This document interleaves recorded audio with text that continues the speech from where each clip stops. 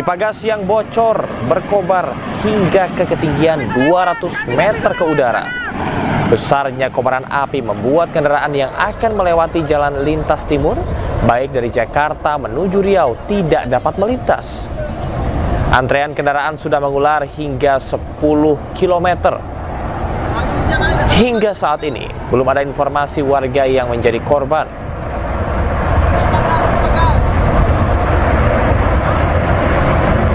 Gas di pipa gas meledak.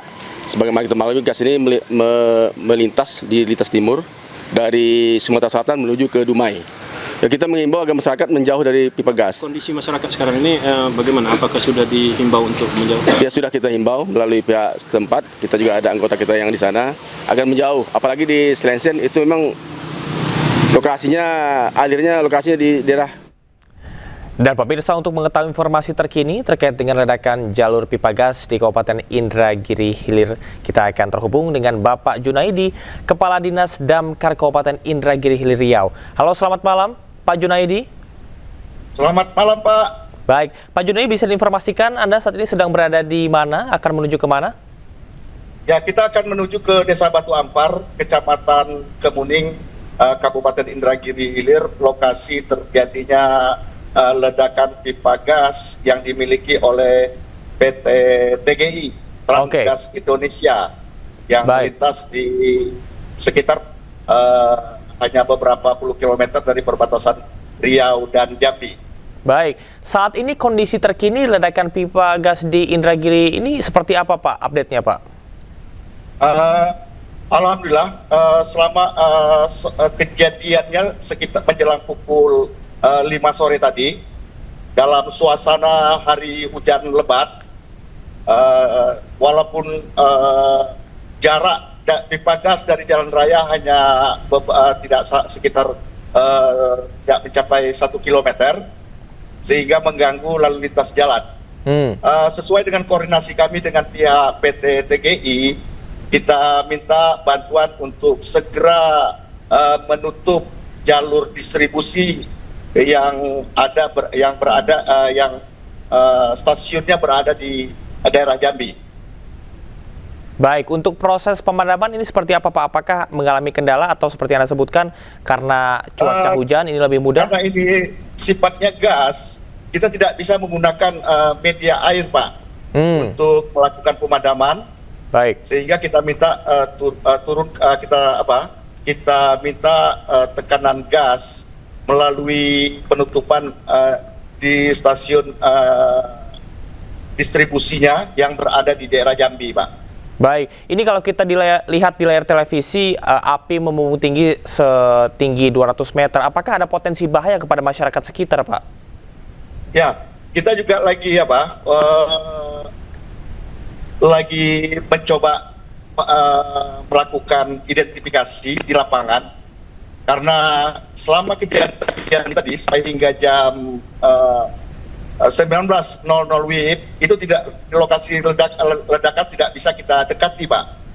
Dan melalui Camat Kemuning sesuai dengan arahan Bapak Bupati, Bu Wakil Bupati, dan kita juga berkoordinasi dengan pihak Polres Indragiri Hilir melalui Polsek Kemuning, masyarakat untuk kita evakuasi. Baik, Pak Junaidi, meskipun identifikasi masih dilakukan, tapi apakah ada informasi sementara alasan ataupun juga penyebab terjadinya kebakaran ini, Pak, kebocoran ini?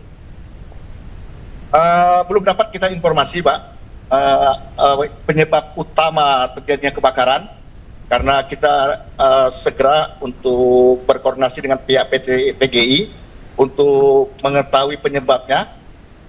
Sebagaimana kita ketahui, lokasi pipa gas ini memang jauh dari pemukiman, sesuai dengan SOP ketika dibangun. Dan ini akan pada malam hari ini, saya juga bersama dengan Kapolres Indragiri Hilir, Bapak AKBP Faruk, dengan timnya sedang melakukan dalam perjalanan yang akan membantu pihak Kecamatan Kemuning, Polsek Kemuning, dan juga Ranul Kemuning, dan pihak TGI untuk kita melakukan berkoordinasi untuk mengetahui penyebab utama, dan juga untuk kita melakukan upaya mitigasi terhadap masyarakat yang sudah kita lakukan evakuasi, Pak. Baik, Pak Junaidi, terakhir kalau kita lihat dari situasi saat ini dan juga pemadaman yang dilakukan, kira-kira perlu waktu berapa lama durasinya untuk bisa memadamkan api sampai dengan total? Ya, untuk tekanan gas sudah berkurang. Saya baru saja berhubung dengan pihak TGI karena pipanya lebih kurang sekitar 30 km dari titik stasiun penutupan. Ya, mudah-mudahan ya kita berupaya dalam waktu 2-3 jam ke depan ini api bisa dapat zero burningnya. Ini kita upayakan, Pak. Baik. Yang sekarang kita tunggu, kita bersyukur jadi baik. Tidak begitu apa. Baik, Pak Junaidi, terima kasih banyak atas informasi yang Anda sampaikan. Mudah-mudahan ini api dan juga bisa segera dipadamkan dan juga tidak menimbulkan korban jiwa. Terima kasih. Selamat bertugas kembali, Pak. Terima kasih, Pak. Selamat malam. Selamat malam. Barreskrim Polri membongkar jaringan tindak pidana perjudian online berskala internasional yang beroperasi di sejumlah wilayah di Indonesia. Pemirsa, pengungkapan ini merupakan tindak lanjut atas perintah Presiden Republik Indonesia Prabowo Subianto dalam program Astacita. Operasi penegakan hukum dilakukan serentak di berbagai wilayah, antara lain Kabupaten Pamekasan, Kota Tangerang, Jakarta Barat, Jakarta Selatan, Jakarta Timur, Jakarta Utara, hingga Kabupaten Cianjur. Dari hasil pengungkapan, penyidik menangkap puluhan tersangka terkait dengan judi online. Coba sini kamu. Kita ke informasi lain, pemirsa, diduga sering mengkritisi penanganan bencana Sumatera. Influencer aktivis Shirley Anavita mendapat ancaman teror. Teror diterima berupa lemparan telur hingga ancaman melalui pesan tertulis.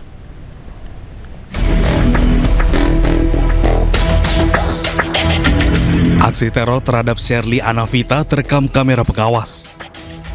Dalam rekaman terlihat dua pria berboncengan berhenti di dekat rumah Shirley. Satu pria kemudian turun dan mencoret mobil milik Shirley. Pelaku juga terlihat melemparkan paket yang diduga berisi telur ke teras rumah Shirley sebelum kabur. Pagi ini Shirley baru keluar dari tempat tinggal dan Shirley mendapati ini di depan ada satu kantong telur yang sudah dilemparkan, dan ini pecahannya teman-teman bisa lihat sampai ke sana, di sana. Dan tadi di depan sini Shirley juga mendapati gulungan kertas. Di sisi lain, pengamat intelijen mengingatkan para aktivis agar siap menghadapi reaksi dari unggahan di media sosial. Apalagi pendapat yang diunggah pendapat kritis tentang isu yang sensitif.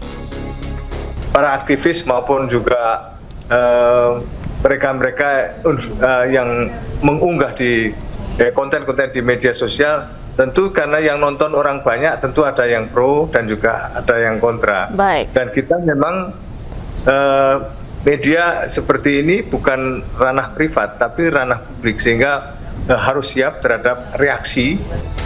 Shirley Anavita menjadi salah satu influencer yang mendapat teror akibat beragam unggahannya di media sosialnya. Diduga teror yang ia terima akibat ia vokal menyoroti tentang penanganan bencana di Sumatera.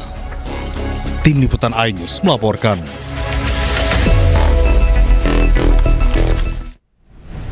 Aparat kepolisian bersama dengan TNI mendatangi rumah influencer Ramon Doni atau DJ Doni. Aparat datang ke rumah DJ Doni untuk melakukan penyelidikan terkait dengan teror yang diterima olehnya.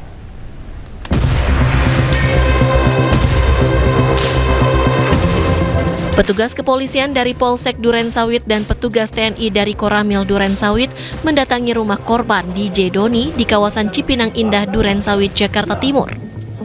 Petugas mengecek rekaman CCTV dan meminta keterangan korban DJ Doni.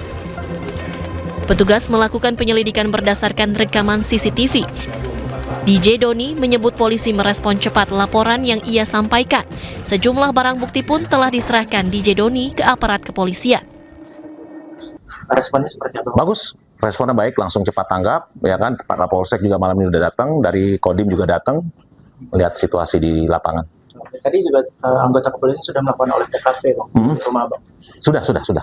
Oke, ada temuan-temuan apa, Bang, yang disampaikan ke Abang? Bukti-buktinya, bukti ancaman, surat ancaman, terus apalagi tadi bukti bom molotovnya yang pecah, sumbunya juga masih ada. Sebelumnya, influencer Raymond Doni atau DJ Doni melapor ke Polda Metro Jaya terkait teror yang dialaminya. Bahkan DJ Doni curiga pelaku teror bukan orang sembarangan karena mengetahui alamat tempat tinggalnya meski domisili DJ Doni berbeda dari yang tertera di KTP.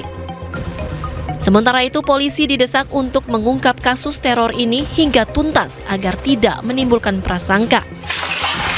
Polisi bisa menelusuri para pelaku dari data dan informasi awal bahwa pelaku terindikasi pihak yang dirugikan atas aktivitas yang dilakukan oleh para influencer. Di mana negara? Di sinilah kita berharap Kepolisian Republik Indonesia, di mana tugasnya adalah menegakkan, di situ sudah jelas tugasnya menjaga keamanan dan ketertiban, melindungi masyarakat, mengayomi masyarakat, melayani masyarakat, menegakkan hukum. Di mana sekarang sudah benar harus bawa ke polisi. Dan kepolisian saya kira tidak sulit untuk mencari hal ini. Tinggal sekarang adakah kemauan untuk memperbaiki keadaan ini atau tidak? Kalau memang kita ingin bersama, ya mari. Pemberitaan ini wajar harus disampaikan supaya semua tahu. Baik. Siapa yang melanggar, siapa yang tidak. Kan begitu. Baik, Pak Soleman, kira-kira siapa pelaku teror ini dengan banyaknya aktivis yang terkena teror?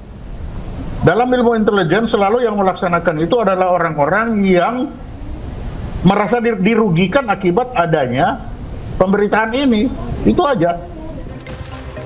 Teror yang diterima oleh DJ Doni diduga karena ia kerap bersuara terkait penanganan bencana banjir Sumatera dan mengkritik pengelolaan lingkungan. Tim Liputan iNews melaporkan.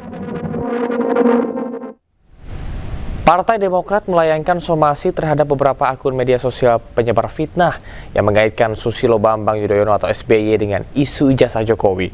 Somasi juga dilayangkan kepada seseorang bernama Sudiro Wibudius Piliang.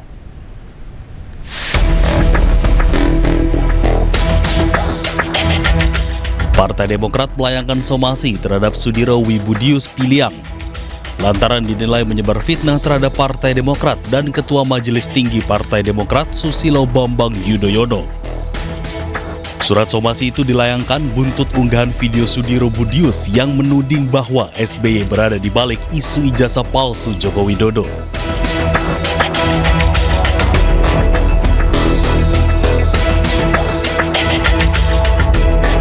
Dalam surat somasinya, Demokrat dengan tegas menyebut bahwa video tersebut tidak benar, jauh dari suatu kebenaran dan merupakan pemberitaan bohong atau fitnah.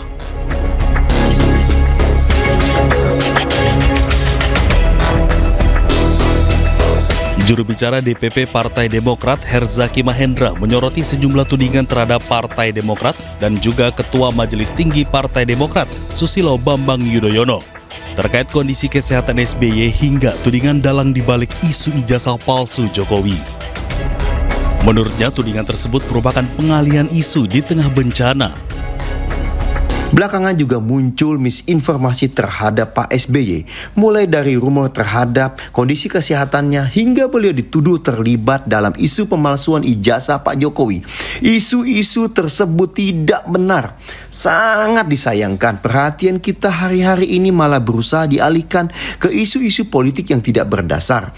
Pada seharusnya energi, waktu, sumber daya yang kita miliki, kita gunakan semaksimal mungkin untuk bisa membantu saudara-saudara kita yang membutuhkannya di daerah bencana.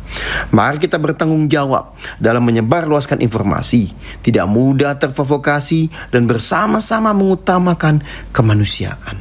Saat ini yang paling membutuhkan perhatian adalah para korban di daerah bencana. Mari kita fokus pada saudara-saudara kita di sana.